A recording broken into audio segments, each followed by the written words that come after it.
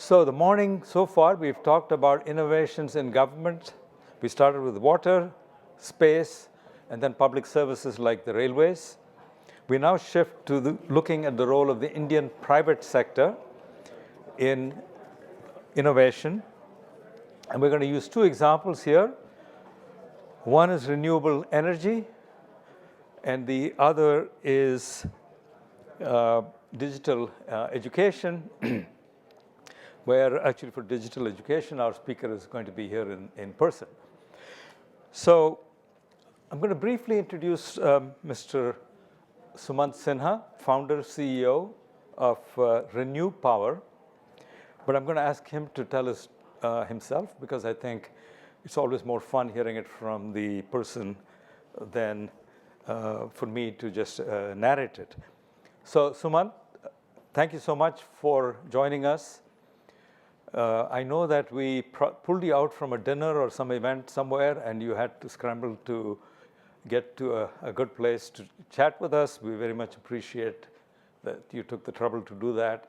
We have a room full of people very eager to hear your story. So I want to get us started straight off, Sumant. Tell us a little bit about yourself, and how did you get interested in renewable energy? Yeah, thank you. Thank you so much for inviting me for this session.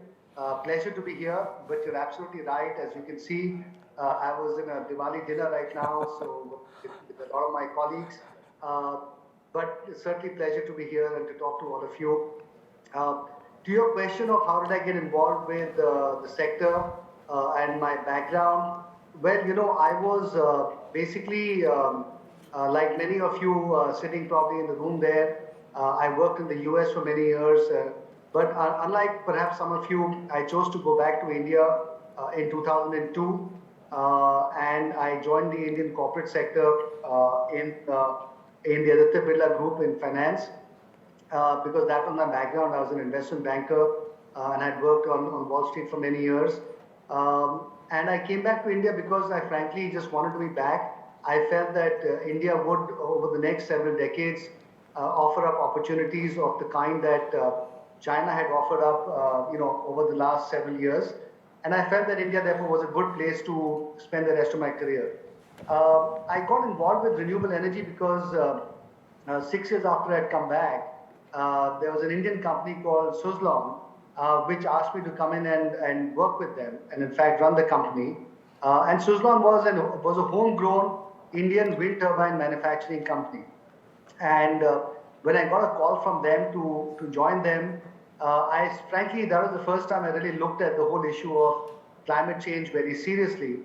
And what I saw actually, in some ways, worried me a lot, because it seemed clear to me even back then, 15 years ago, that climate change would become a very fundamental issue and an existential issue for our times.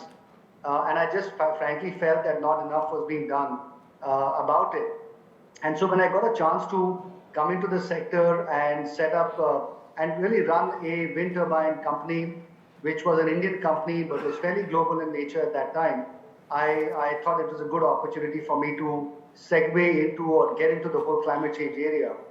And then I was there for a couple of years, and then I realized that there were a lot of opportunities that were opening up in the downstream segment of renewable energy, i.e. for companies to essentially raise capital and set up a capacity of clean energy, which then we could sell into the grid. And so I left Suzlon and started this company at that time, Renewable. And over the next 11, 12 years since I set this company up, we've made a fair bit of progress. We have now got to a total portfolio capacity of about 13,000 megawatts of wind and solar, out of which 8,000 is currently up and running. We now generate about 1.5% of India's total electricity production, our company by itself. And we help therefore mitigate about 0.5% of what would have been India's carbon emissions. And we are actually now India's largest renewable energy company. So it's been a fun journey. It's been a very interesting journey. And it's been a journey where one has felt that one has contributed to, in some measure, to doing what is good, and in also helping build the country from a clean energy standpoint. So that's really how I got into the sector and what we've been doing so far since then. Thank you, Sumant. I had the pleasure actually of being on a panel with Mr. Tulsi Tanti many years ago, and I thought he was a visionary at the time to get into renewable energy and wind power, and he was making acquisitions in Europe and big moves in China. I'm sorry that we lost him just a few weeks back. You made it sound very simple. You started from nothing, and you've now got 13,000 megawatts up and running. You're selling into, I assume, public utilities, which can often be challenging. And so talk us through very quickly. It couldn't have been that easy. No, it clearly wasn't. It's actually a very interesting journey in that, when we started off, ours is fundamentally a hard infrastructure sector. And, we tend to forget the fact that ultimately we have to take large equipment to, back up beyond areas in India. We have to build roads. We have to get equipment to site, and we have to then construct and build transmission lines and then construct these wind turbines or these solar farms in very far away and remote areas. So there are issues around land acquisition, there are issues around connectivity, right-of-way problems. There are, of course, lots of regulatory issues that we have to deal with. Government policy is very important in our sector, and that is never easy. And it's not just central government, but also the state governments. So all of that requires a lot of effort. It has required a lot of effort in our case as well. And it's certainly not been an easy journey. We've had to obviously raise also a lot of capital along this journey as well.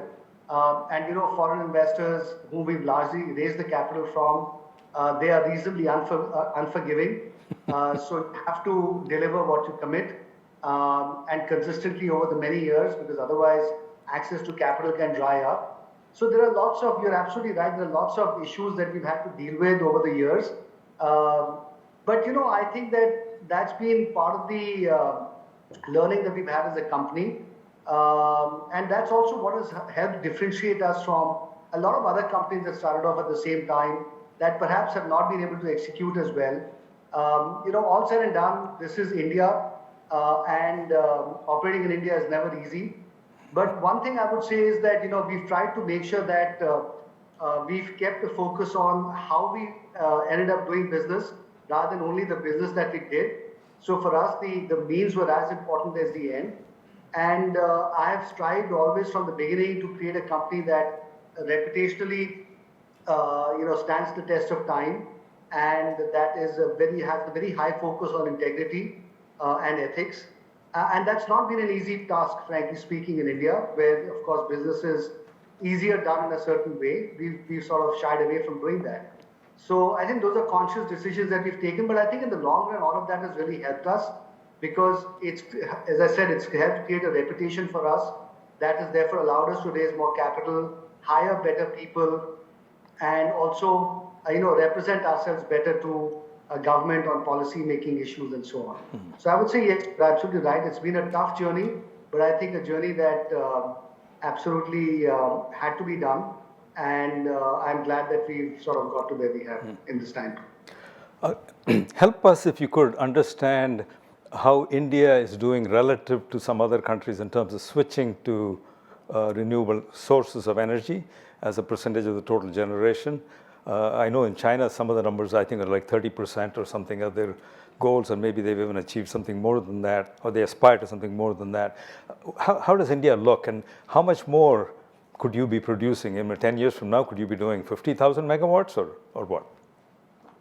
Yeah, that's a great question. I think the reality is that I think this is one sector or one area where India has actually been fairly proactive. And not just in the last few years, but starting all the way in the early 2000s. And successive governments, I would say, have been very pro-renewable energy. And, all of that was taken to a whole different level when this government of Prime Minister Modi came in. And I would say that the Prime Minister has always had a very strong affinity for renewable energy. Even back when he was the Chief Minister of Gujarat, he'd set up a scheme that allowed almost 1,000 megawatts of capacity to be set up in the state of Gujarat. And in some ways, that really got the whole solar sector kicked off in India. And then when he became the Prime Minister of the country, he initially in 2015 set a target for renewables to get up to 175 gigawatts by 2022, which was essentially a 7 times increase that he was setting in a 7-year period, because at that time we had only 25,000 megawatts of installed capacity.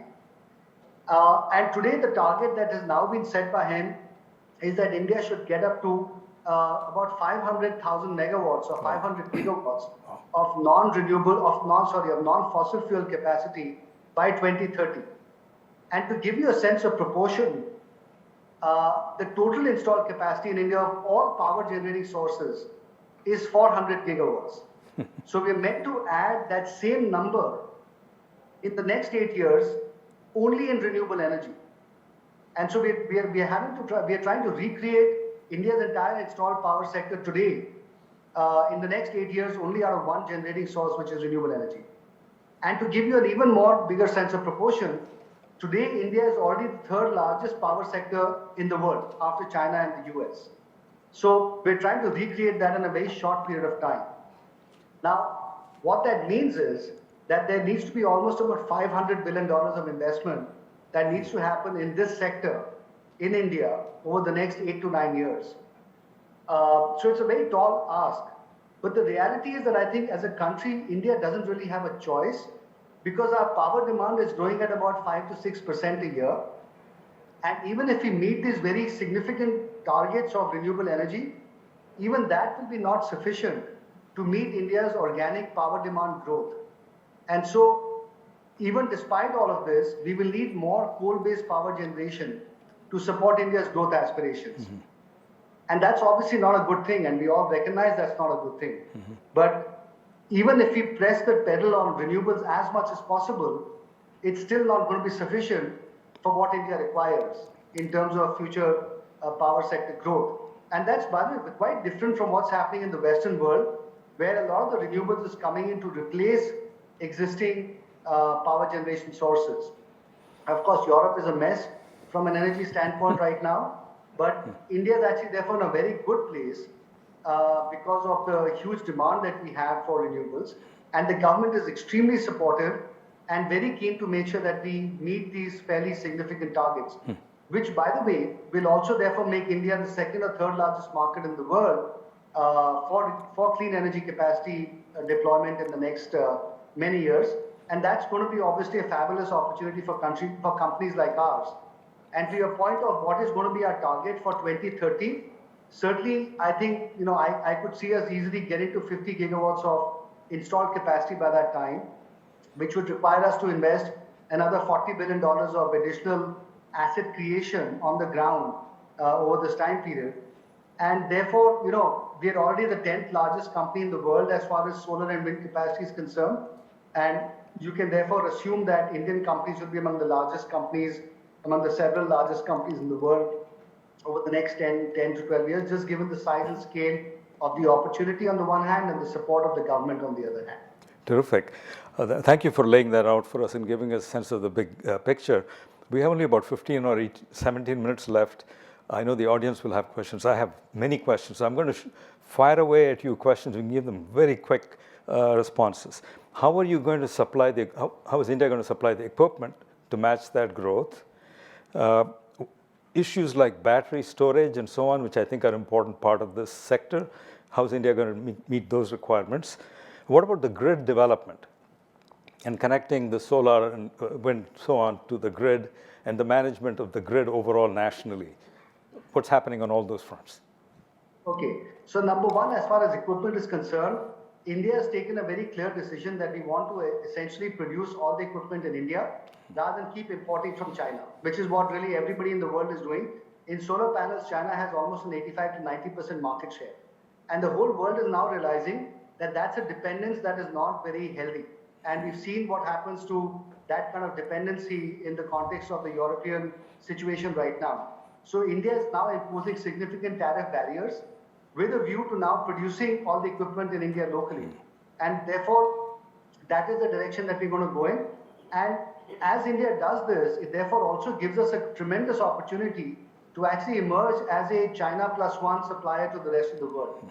Government policy certainly is moving in that direction, and companies like ours are also therefore setting up our own manufacturing capacity in the area of solar equipment and so on. All the wind equipment is already produced in India by various companies, so that's already a fairly domestic industry.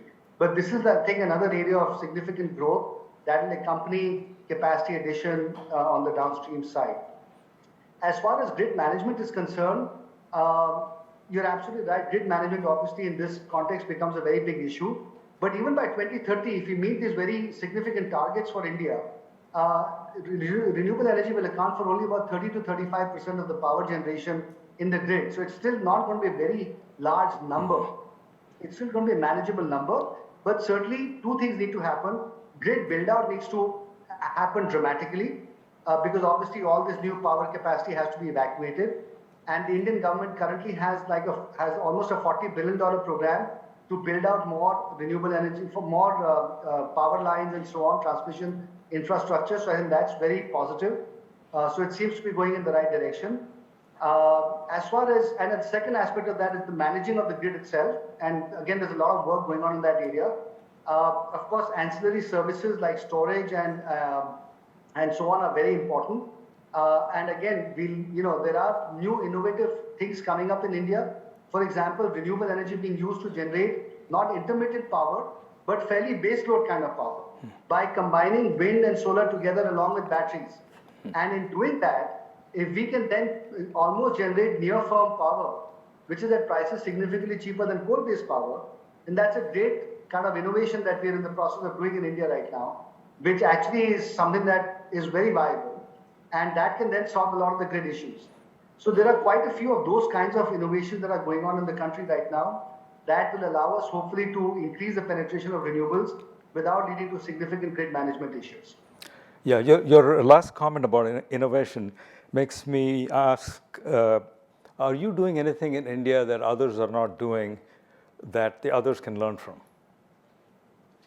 So I think there are a couple of things. First of all, I think the kind of execution in terms of cost that we're doing in India, I haven't seen that kind of cost discipline in other parts of the world. So I think that is one thing that we can certainly look at exporting out of India, the kind of design, the engineering that we're doing for our wind farms and our solar farms.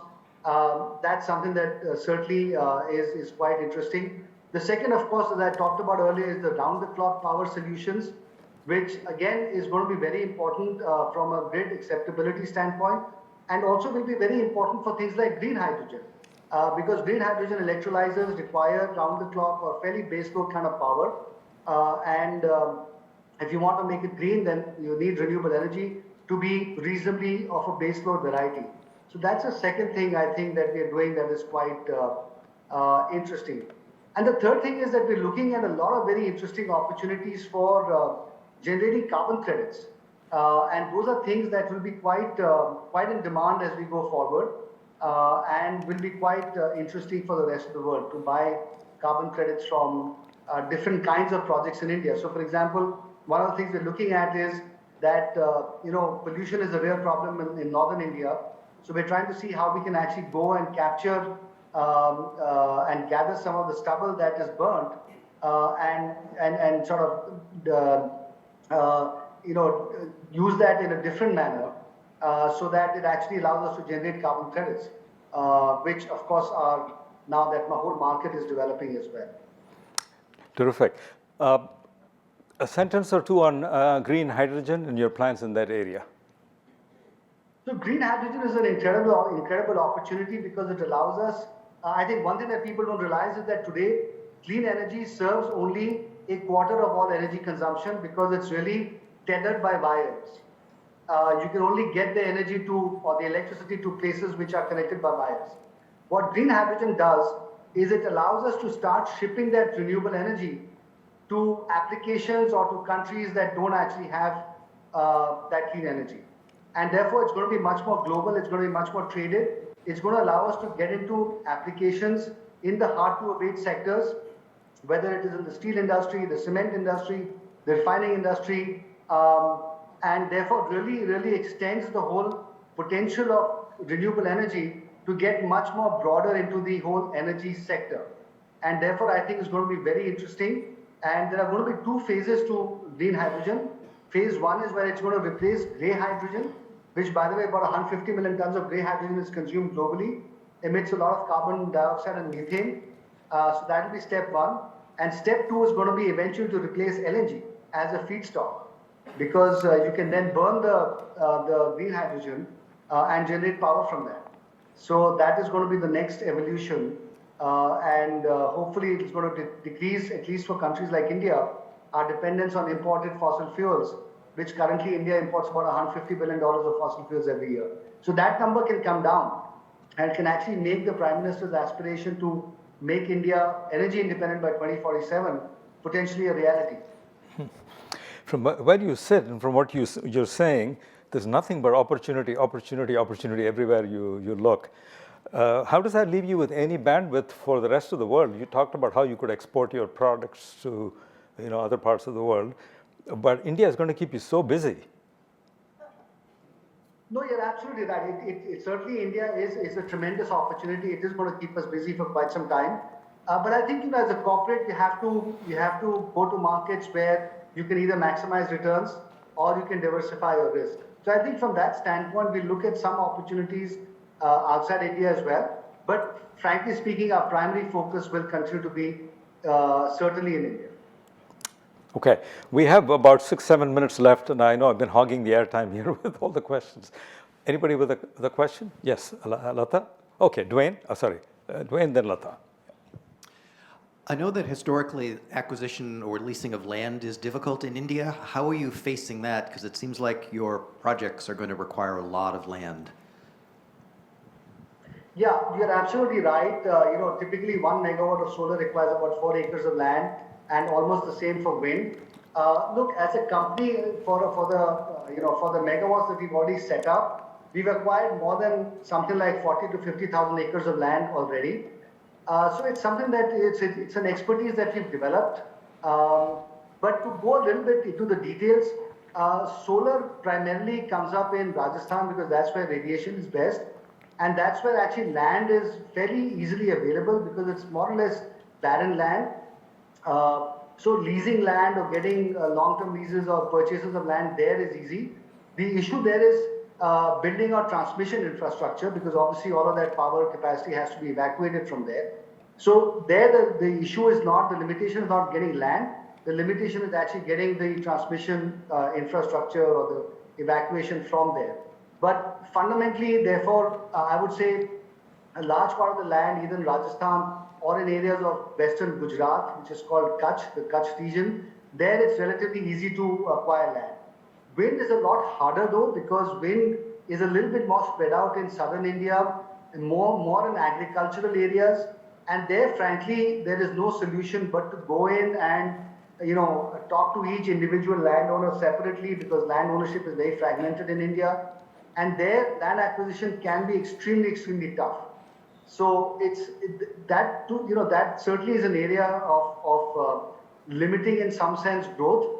Also, what happens is if 5 companies decide that they want to get into the same area, then land prices go up, and farmers that are selling you the land become picky and harder to deal with.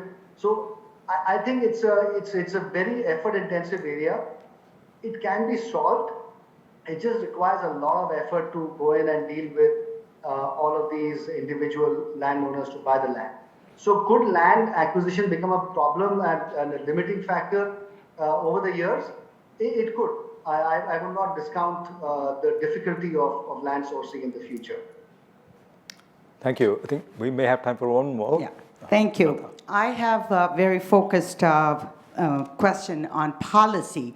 If you can point out the policy that leveraged or elevated renewable energy, was it central, local? What kind of policy that really kickstarted the whole renewable energy growth? And I have 2 more components to it. Are you looking at the microgrid concept and net zero development to make it self-sustaining, micro, especially with the smart city initiatives that Prime Minister Modi started? and to see how that is all integrated. Yeah, so as far as policies are concerned, I think there were a couple of different things that I would point to that were pretty useful. I think one was the fact that the central government set what they called a renewable purchase obligation, which essentially meant that anybody who was purchasing power had to have a certain minimum amount of renewable energy that they were also purchasing at the same time. And that guidance was set by the central government and essentially required the state governments to follow through along with that, because in India, the power sector is what is called a concurrent area. So the central government sets policies and the states ultimately have to follow through. But that RPO, that renewable purchase obligation, I think essentially forced a lot of the distribution utilities to start buying renewable energy. And in some ways that led to the creation of the market from a demand perspective. So that is, I think, a very important factor that got that demand to start coming in, that even when renewables were more expensive than coal-based power, it allowed renewables to start, sort of getting installed and getting into the grid and create the whole ecosystem. The second thing that happened, which was not a policy issue, but certainly became very critical to the rollout of renewables, really was technology evolution. And the fact that over time, over the last 3-4 years, renewables has now become the cheapest form of new electricity to be generated. It's cheaper than coal-based power for sure in India. And therefore, from a pure commercial reason, all distribution utilities, therefore, are finding that buying renewable energy is the most commercially viable decision for them. So that's been a second big driver of renewables. And the third really was a very interesting innovation that the Indian government did, the central government, where, the distribution utilities in India, to the extent you're familiar with the power sector in the country, are not financially very healthy because they're all owned by the state governments and they're managed very poorly. But the central government, and so therefore, selling to them really put us in a very big disadvantage because of, it increased our receivable situation, and lenders were not really very keen to finance these offtakes and so on. So the central government created a central government entity called the Solar Energy Corporation of India, which essentially bought, signed PPAs with the utilities on the one hand, and back-to-back PPAs with people like us. And so our off-taker then became a central government utility that had the power of a backing from a constitutional provision that allowed them to get paid on a preferential basis. And that actually allowed us to get the cost of power down because the cost of financing went down. And that was actually a very fundamental innovation that the government of India did, which actually they don't get sufficient credit for. And that really allowed us to grow renewables a lot faster as well. The second question that you asked was around microgrids. So, my sense on microgrids is that ultimately the government has done a pretty good job at getting the grid to go to every village and eventually also to every home. And as long as the grid functions well enough, really there is no real need for a microgrid.